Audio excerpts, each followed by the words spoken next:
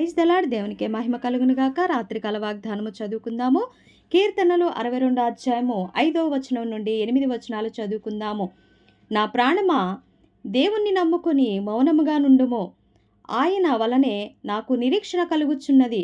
ఆయనే నా ఆశ్రయదుర్గము, నా రక్షణాధారము, నా ఎత్తైన కోట ఆయనే.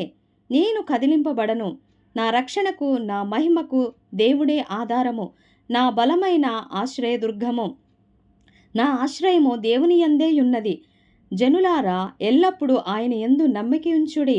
ఆయన సన్నిధిని మీ హృదయములను కుమ్మరించుడి. ఆమేన్. Praise the lord. పరిశుద్ధుడా, మహోన్నతుడా, మహాదేవుడా, నీ కొందనాలు. శక్తిమంతుడా, సజీవుడానికి స్తోత్రాలు. ఈ రాత్రికాల వాగ్దానాన్ని మా కుటుంబాల్లో నెరవేర్చండి దేవా. పగలంతా కాచి కాపాడిన గొప్ప దేవుడానికి స్తోత్రాలు. ఈ రాత్రికాల సమయం అంతటిలో నీ కృపాని కాపుదలో మమ్మల్ని భద్రపరచుకోండి దేవా. మా ప్రాణాత్మ దేహాలు నీ చేతులకు అప్పగించుకుంటుండగా నీ కృపా కనికరం చూపమని అడుగుచున్నాను. రెయ్యి మొదటి జామున మెలకు ప్రార్థన గద్దింపు ప్రార్థన మాకు దయచేయండి దేవా. నిత్య రాజ్యానికి ఏ రీతిగా చేరుకోవాలటి ప్రయాసమును విశ్వాసాన్ని మాకు దయచేయండి. నీ యందు నమ్మకమైన బిడ్డలుగా నాయన భయభక్తులు కలిగి జీవితాలు మాకు దయచేయండి. వాక్యానుసరమైన నడిపింపు దయచేయండి దేవా. మా బిడ్డల చుట్టూ, మా కుటుంబాల చుట్టూ నీ కృప, నీ కాపుదలు భద్రపరచుకోండి ప్రభా. నీ సన్నిధి మాకు తోడుగా ఉంచి ప్రభా, నిత్య రాజ్యానికి ఏ రీతిగా నడుచుకోవాలో పరిశుద్ధమైన మార్గాన్ని మాకు తెలియపరచండి.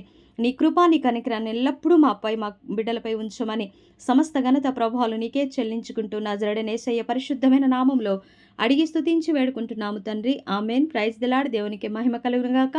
ఈ రాత్రికాల వాగ్దానము మన కుటుంబాల్లో నెరవేరును గాక. ప్రతిరోజు ప్రార్థన చేసుకొని మీ పనులు ముగించుకొని దేవునికి మీ జీవితాలపై అధికారం ఇచ్చినట్లయితే దేవుని కృపా కనికరం మీపై, మీ కుటుంబాల్లో ఉంటుంది కనుక తప్పక మానక ప్రార్థన చేసి దేవుని చిత్తాన్ని నెరవేర్చే బిడలుగా ఉండాలని మనవి చేస్తున్నాను. ఆమేన్.